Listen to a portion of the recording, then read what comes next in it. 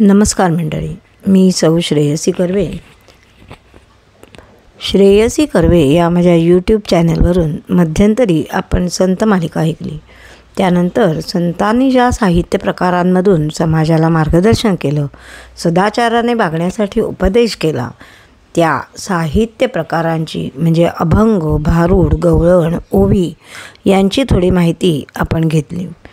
आज या ऑडिओमधून आपण गोंधळ या देवीची स्तुती करणाऱ्या साहित्य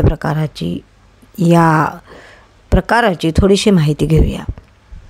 मंडळी, गोंधळ म्हणजे देवीची स्तुती आणि पूजा करण्याचा एक प्रकार. या माध्यमातनं देवीचीच पूजा या प्रकारे केली जाते.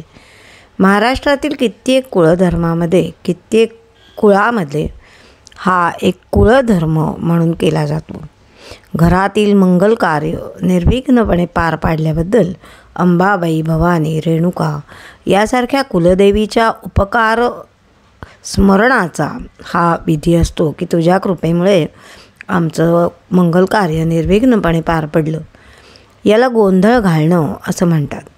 गोंधळी जातीचे जे लोक असतात ते लोक हे गोंधळ घालण्याचं काम करतात. गोंधळ घालण्यामध्ये 4 व्यक्ती भाग घेतात. गीत आणि कथा यांच्या साह्याने निरूपण करणारा एक असतो, तो मुख्य गोंधळी. त्याला नाईक असं म्हणतात. निरूपणामध्ये मध्येच विनोदी प्रश्न त्याला विचारायचे आणि निरूपणाला गती द्यायची असा जो एक असतो त्याला सहाय्यक असं म्हणतात. संबळ आणि तोंडतोण वाजवून गोंधळाला साथ करणारे असे आणखीन 2 जण असतात. नाईक हा जो असतो तो गोंधळाला प्रारंभ करताना प्रथम गण म्हणतो, नंतर जगदंबेचे स्तवन करतो आणि मग अनेक देवदेवतांना गोंधळासाठी पाचारण करतो. मोरेश्वरा गणा गोंधळा ये, 33 कोटी देवा गोंधळा ये, वाईच्या गणपती गोंधळा ये, कृष्णा कोयना गोंधळा ये, कोल्हापूरची लक्ष्मी गोंधळा ये, तुळजापूरची भवानी गोंधळा ये, अशा तऱ्हेचं हे पाचारण गीत असतं.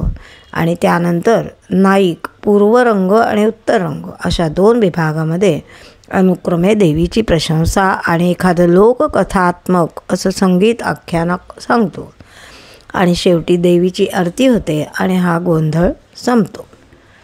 मंडळी, यादवकालीन मराठी वाङ्मयामध्ये गोंधळाचे जे उल्लेख येतात त्यावरून असं दिसतं की गोंधळाचा संबंध मुळामध्ये भूतमाता या देवतेशी असावा आणि नंतर ही भूतमाता महाराष्ट्रामध्ये ज्या लोकप्रिय देवता आहेत, जी लोकप्रिय देवता आहे रेणुका माता, तिच्यामध्ये समाविष्ट झालेली असावी. या भूतमातेच्या महोत्सवाची विविध वर्णनं आपल्याला निरनिराळ्या पुराणांमध्ये दिसतात. दैवी आपत्ती टळावी आणि चांगली संतती मिळावी यासाठी या पुराणकाळी भूतमातेचा उत्सव करीत असत. हा उत्सव 15 दिवस चालायचा. त्या काळात रोज रात्री नाटकं, ललित यांचे प्रयोग होत असत अशी माहिती स्कंद पुराणामध्ये आहे. ज्ञानेश्वरीमध्ये गोंधळी हा शब्द पिशाच किंवा भूत या अर्थाने आलेला आपल्याला दिसतो. तर दासोपंतांच्या गीतार्णवामध्ये सुद्धा एका ओवीमध्ये गोंधळी आणि भूते यांचं साहचर्य स्पष्टपणे आपल्याला दिसतं. आद्य महानुभाव वाङ्मयामध्ये दृष्टांताच्या रूपाने गोंधळाचे अनेक उल्लेख आपल्याला आलेले दिसतात. यामध्ये सर्व शक्तींचा मेळ, योगिनी चक्राचा गोंधळ वगैरे शब्द यामध्ये आढळतात. त्यावरून गोंधळ हा उपासना प्रकार हा भूतमातेशी संबंधित होता असं आपल्याला दिसतं. भूतवेश परिधान करून भूतचेष्टांचं अनुकरण करणं अशा प्रकारचे नृत्य गोंधळ या प्रकारात होत असत असं अनेक ग्रंथांमधील उल्लेखावरून आपल्याला दिसून येतं. संगीत रत्नाकर, नृत्य रत्नावली इत्यादी जे नृत्यविषयक ग्रंथ आहेत त्यामध्ये सुद्धा गोंधळाचा उल्लेख गोंडली नृत्य या नावाने येतो. गोंडली, गुंडली, गोंडली, कुंडली असे त्याचे अनेक नामपर्याय या ग्रंथांमधून आपल्याला आढळतात.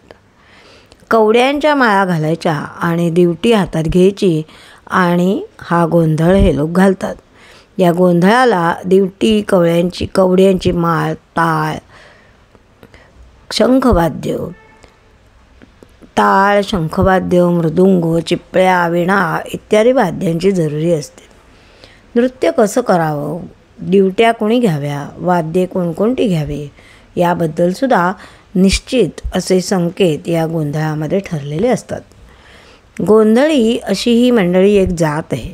अंबाबाई आणि भवानी देवीचे हे सेवेकरी असल्यामुळे त्यांना या बहुजन समाजामध्ये विशेष मान मिळतो. हे लोक गोंधळ करून आणि भवानीच्या नावावर भिक्षा मागून आपली उपजीविका करतात. भवानी मराठी सत्तेच्या या काळामध्ये लोकांनी पोवाडे गाऊन लोकांमध्ये देशाभिमान जागृत केला असंही सांगतात. गोंधळी लोकांचे गोंधळामध्ये कथा आणि कथागीते असे 2 घटक असतात.